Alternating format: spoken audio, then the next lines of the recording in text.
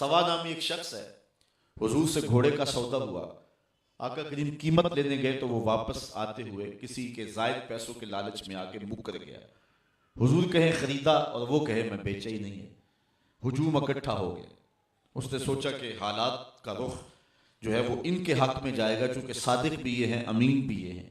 तो उसने कहा जी, दो आदमियों के माबैन जब नज़ा बन जाए तो उसके तस्फिये की सूरत क्या होती है। हुजूर अलैहिस्सलाम ने फरमाया कि जो मेरी शरीयत ये कहती है, जो शख्स दावा करे वो गवाह लाए, वल यमीन वाला मन अन करा, जो इनकार करता है वो कसम दे दे। उसने कहा फिर तय हो गया, अगर आपने मुझसे घोड़ा खरीदा तो वो गवाह दे। उसे पता था गवाह मौके पे कोई नहीं था, नहीं तो मुझसे कसम ले ले। कसम लेने के लिए वो तैयार था। अब हुजूर कसम उसको उसके मुतालबे पे ना देते, गवाह ना पेश करते और वो कसम दे देता, तो फैसला जो है वो उसके हक में होता।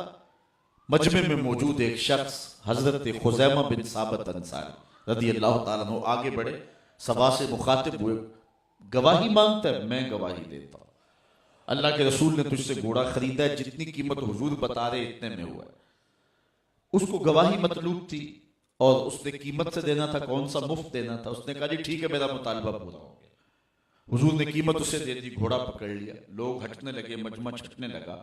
हुजूर ने खुजैमा को इशारा करके करीब बुलाया, कहा खुजैमा बात भी सच्ची, घोड़ा भी मिल गया, लेकिन तुमने गवाही कैसे दी, तुम तो मौके पे मौजूद नहीं थे।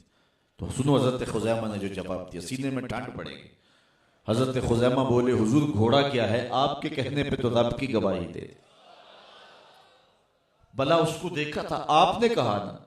हुजूर ने हजरत खुजैमा का हाथ पकड़ के फजा में बुलंद किया, जाने वाले ठहर जाएं, सुन लो मेरी बात, किसी अदालत के चहरी में गवाह की जरूरत हो, मेरी शरीयत दो गवाह मांगती है, लेकिन जहां खुजैमा होगा एक की गवाही दो के कायम का।